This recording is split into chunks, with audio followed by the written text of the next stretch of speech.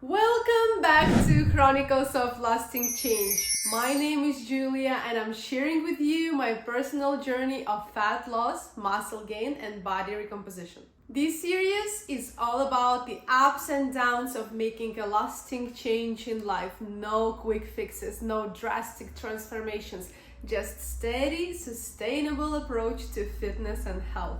I invite you to join me on this journey, whether you're on a similar path or just curious to know what it takes to make a lasting change in life. I hope you'll find some inspiration and helpful tips along the way. And let's dive into this. Please note that anything shared is only my experience and not a recommendation call for action. If you suffer from any disorders, consult a professional. First, let's quickly review what are we doing here. I'm currently in my 6 weeks challenge to boost my fat loss journey. I shared with you previously how I started this challenge. I have no idea. And the main rules of the challenge: 2100 calories a day, approximately 15-20% deficit, with 160 grams of protein, no alcohol, no eating out to make sure that I am staying in the deficit, and exercise, continuing to be consistent as I always am. Week 4 has finally ended. Before we dive into it, let's quickly recap how the previous weeks went. Week 1, I was running on motivation. Not too complicated when you're running on this storage of snacks from the before the challenge. And during the week 1, I also shared with you my weekly workout split. If you need some inspiration, go check it out. Week 2, oh boy. That was the most difficult week so far. Every second, every minute, I was just thinking that I wanted to quit. I shared with you why I cannot quit in the week 2 episode. So week 4, and today we're going to discuss why it is important to stay active and exercise, but most importantly, I will disclose how you can enjoy your gym sessions. And let's begin with the why. I know, it's boring. Everybody knows you should train, but do you actually? I'm one of those weird persons that are genuinely scared of aging. When I am thinking of all the potential struggles that I will have to go through, doesn't sound like a bright future, to be honest. When you are in your 20s and before your 30s, everything seems to just work and you don't have to put much of an effort. You have the energy, you eat shit, you still feel good, you can drink, you work out or you don't work out, like you still have the energy, you still feel good, you are not getting sick so much. You might get sick from time to time, but normally you are fine. Then closer to your 30s, starts to feel like those occasions where you get sick or something is not working perfectly start to be closer one to another. And then past your 30s, somehow those occasions where you are not feeling 100%, they start to layer one on top of the other. So that makes me wonder and have quite a good visualization of what is waiting in the years to come if I'm not taking care of my health.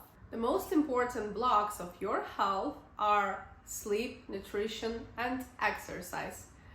Again, I know, same boring shit, but this is indeed crucial. And today I would like to discuss the importance of exercise as a building block of your health. Around the age of 30, you start losing your muscle mass, approximately 1% a year. I know it might not sound like a big deal, and most of the people think that way, but when I hear it, I'm freaking out. I'm like, oh my God, what can I do to prevent this from happening? Muscle is something that helps you stand up, walk, run. Basic activities like bringing groceries from the supermarket, your muscle is helping with that. And losing 1% a year seems like a very big deal. That is, of course, if you're not counteracting this loss. So this is where the weight training comes in. Yes, exercise is important. Any type of exercise is important. But unfortunately, you cannot counteract your muscle loss with any type of exercise. It has to be resistance training, has to be weight training. You have to progress in the gym to be able to build muscle and counteract the loss of the muscle. And here it's very important to mention, if you like doing yoga, Pilates, any type of group classes, that's great. If this is something that works for you and otherwise you wouldn't exercise at all, go for it. But ultimately, you would want to add some resistance training. Additionally to muscle loss, you also lose your bone density. And this is also something that you can counteract with exercise. When you lift heavy, you are putting the pressure on your bones, and with time it makes them stronger. I know that doesn't sound like a big deal if you're young and healthy now, but if your bones are not strong enough, then when you just fall accidentally or hit a chair, it can get fractured easily. And sometimes full recovery won't be possible after that. Thus, it is extremely important to do weight training and make sure that both your muscle mass is increasing as well as your bone structure. If you're experiencing joint pain or any other difficulties, weight training can also help with that. Of course, you should always consult a professional first and make your own judgment. I'm talking here from my personal experience. 3 years ago, I had such a severe back pain that I was not even able to put my socks on in the mornings. So just sitting on a chair and lifting my foot to put my sock on, that was something I was not able to perform due to severe back pain. That is ridiculous, taking into consideration that I was still in my 30s. But I understood that things are not going to get better and I need to work on my muscle strength. I needed to make sure that it's not my spine that is suffering, it's not my joints that are suffering, that my muscles are taking most of the load. So I started doing weight training with a really small weight in the beginning. For the first year, I was not increasing it much. Didn't feel very cool in the gym, but that wasn't my objective. My objective was health, and it doesn't matter what other people think. You just need to do what's best for you. Also, 6 months ago, I started to feel some knee pain. It's funny because most of the people, when they start to feel pain in some part of their bodies, they just stop, try not to overuse it.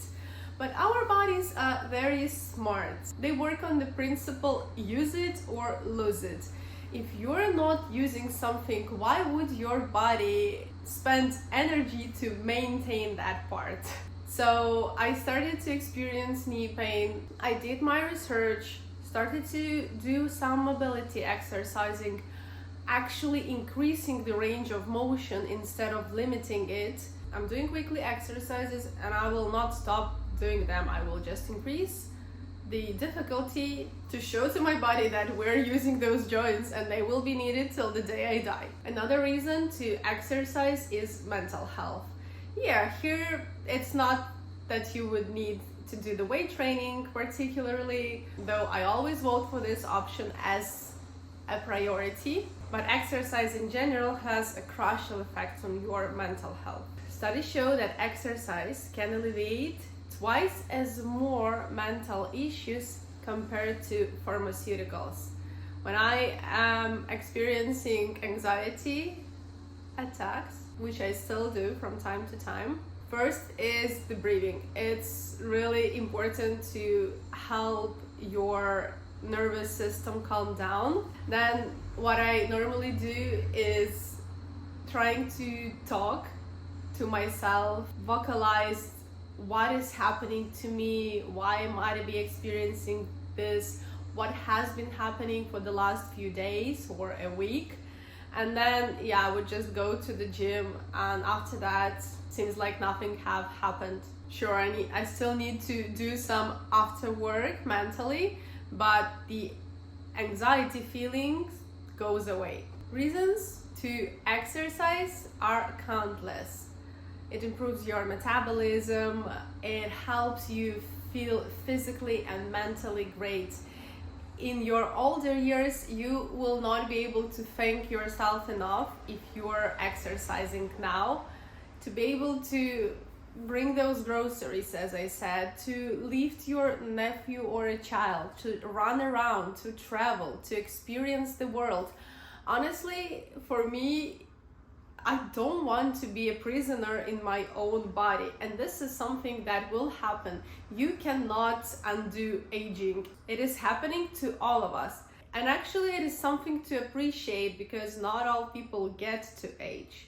But sure, it doesn't mean that you want to be this sad being that is stuck in your own body with constant health issues, not being able to enjoy life. And you also got to find your why, because I'm describing some physical effects that exercise will have on your body and the benefits that it will provide you in the long term. But you gotta find your why you exercise, why you want to do it, why would you change your habits. For me, definitely longevity, physical and mental health is something that motivates me to be consistent and put it as a priority. But then, how to enjoy gym? That is a different topic. Sounds easier said than done. I remember myself when I was starting to exercise, when I was just putting any old oversized t-shirt to the gym, just trying to kind of blend in the background, hide, because I didn't feel confident. I felt like you're going to the gym and everybody knows what they're doing, but you don't. And then you also feel like everyone is staring at you. And God forbid I'd approach the area of the free weights section in the gym where most muscular men exercise. That would never happen. But now, actually, I love being in that area, and especially an egocentric part of me loves when I'm the only lady out there. It took me time to get there. And in the beginning, what was actually helping me a lot is just trying to be in the zone and forget that the rest of the world exists, like not thinking what other people might think. Because you gotta center on yourself and really don't care what anybody might think, because people will think something no matter what you do. So why would you care? And also they forget about you in 2-3 seconds. Remember that people are self-centered and they are self-conscious. They also think about themselves most of the time, not that much about you. So just do what you have to do. I love to make gym time like my dance floor. I'm having fun in between sets. I'm feeling like I'm in this silent disco. I'm dancing, enjoying, lip syncing. Do I look like a weirdo? Yes, 100%. Do people stare at me? In the beginning, yes, but now I just go to the gym, I continue to do the same thing. Everybody knows that I'm this weirdo, nobody cares. I just do me, and that's it. And one added benefit, whenever I'm feeling low in my confidence and I'm feeling self-conscious, in these occasions, I also want to hide and I don't want people look at me. But what I tend to do is I start to occupy more space. I start to dance even more freely, lip sync more freely. And it's weird because people perceive it as an excessive confidence when you're taking more space and they stop staring. So when I'm coming to the new gym, when I'm coming to the new space, and I'm feeling self-conscious and I don't feel as confident, like it's natural for our bodies to try to occupy less space, but then I'm making a conscious decision and I'm starting to occupy more space. Act confident and no one will question you. Additionally, you want to focus on the journey, not the results. This is me last year, dancing, enjoying my exercise, having fun. I was not focusing on the results. I was just being in the moment. And then suddenly this year, I'm having the results. It is a bit weird when I'm looking at my past self. No hate towards my past self, only love and appreciation. But I'm laughing a bit because she looks like an inflated balloon to me. And cute though. Still think she looks great. Look at the confidence of her posing in the gym, in her outfit. Like, I'm really charmed by that confidence, and this is exactly what brought me here today. What gave me the results is her confidence. I did not do it, it's her. And some practical tips. First of all, you gotta have the program. Like, just going to the gym and thinking that you will do something randomly, this is not going to work. You will be just scrolling on your phone, trying to see what exercises you need to do, how to do them, and then getting frustrated, trying to do something that will not work out well, and you will just go home more stressed than you were before. So whenever you are randomly scrolling on your phone during the day, and if you see some exercises or something you would like to try, just save them so you could do them in the gym. Like, you don't need too much, like 4 or 5 exercises that you're planning to do, 3-4 sets each, and you're prepared. If you need some inspiration, in my Instagram there is a highlight named Workouts, and I have programs saved for you there. One more preparational tip is your playlist. If you like to listen to podcasts, that's great. For me, I need music. I need music to motivate me. I need music to push me forward. So having this workout playlist is also very important. And if you watch till here, I would like to say how much I appreciate you. Here is my workout playlist to motivate you during your workouts. Let me know if you like it. Hope you'll enjoy. I know some people might think that gym takes so much time, but for me this is my mental escape. I'm not a fan of meditation, but I treat gym time as my meditative time. My mind is blind and my body takes the stage. So it's not time lost. My mind needs to rest, and this is the way I can achieve it. One extra important tip. It might seem superficial at first, but dress to success. As I said in the beginning, years ago, I would put any type of old t-shirts, just trying to blend in the background, and now I'm dressing up. I'm going to the gym like I go to work. A new gym set can give you this extra boost of motivation. Just think of it. When you're going to events, when you're going to work, when you're going out with friends, you're always trying to put something nice, something that makes you feel good. So why not apply the same mindset when you go to the gym? Putting something that makes you feel great. Yes, that requires a little bit of investment, but you won't regret it. And now let's discuss week 4. As I mentioned previously, week 1 I was running on motivation. Week 2 was absolute toughest.